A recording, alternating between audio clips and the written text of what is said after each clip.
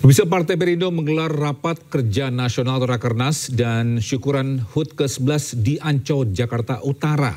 Partai Perindo mengeluarkan berbagai resolusi penting, di antaranya laporan publik anggota DPRD Partai Perindo seluruh Indonesia, komitmen ciptakan pemimpin berkualitas. Partai Perindo menggelar rapat kerja nasional atau Rakernas sekaligus syukuran HUT ke-11 bertajuk Energi Baru Indonesia Pemimpin Berintegritas, Kebijakan Berkualitas dan Rakyat Naik Kelas di Ancol, Jakarta Utara. Pada Rakernas yang turut dihadiri Menteri Agama Nasaruddin Umar, Partai pimpinan Ketua Umum Angela Tanusudibyo ini meluncurkan laporan publik kinerja anggota DPRD kader Partai Perindo di seluruh Indonesia sebagai wujud politik transparan dan akuntabel.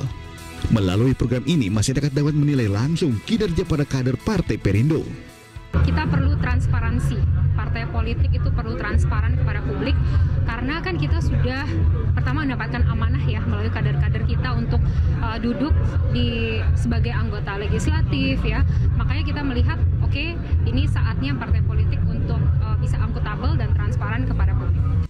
Rakernas ini juga menjadi semangat baru bagi Partai Perindo dalam menciptakan kaderisasi yang menghasilkan sebuah kepemimpinan yang berintegritas.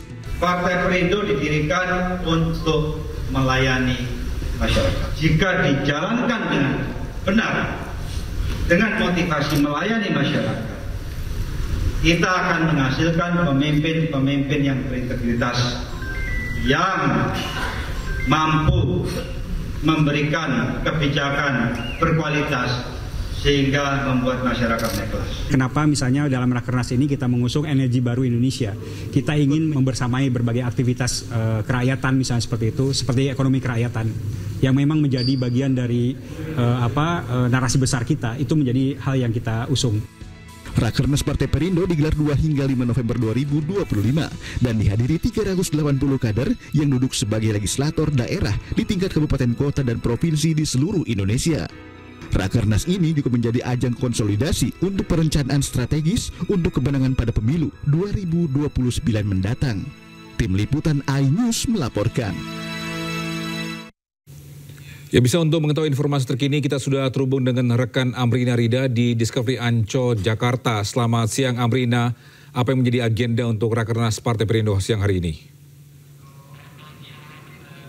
Iya, Togi dan juga pemirsa, hari ini adalah Rakernas Partai Perindo 2025 hari ketiga, dan pada Rakernas Partai Perindo 2025 hari ketiga hari ini dibagi menjadi 2 sesi. Untuk sesi yang pertama ini ada masih seperti beberapa waktu yang lalu, yakni bimbingan teknis yang dilaksanakan mulai dari pagi tadi hingga nanti sore sekira pada pukul 16, dan nantinya pada pukul 18.30 akan dilanjutkan adanya penutupan Rakernas sekaligus puncak acara dari Rakernas Perindo 2025. Nah, untuk bimbingan teknis yang dilakukan pada hari ini memang terdapat sejumlah topik-topik yang disampaikan oleh narasumber-narasumber yang menarik tentunya. Di antaranya adalah berkaitan dengan peran legislator, lalu juga bagaimana menciptakan impactful communication. Nah, tadi ada 2 sesi yang sudah berlangsung. Yang pertama adalah bimbingan teknis yang berkaitan dengan bagaimana peran menjadi legislator, yang mana untuk narasumber yang menyampaikan tadi adalah dari Sekretaris Jenderal Partai Perindo yakni Ferry Kurnia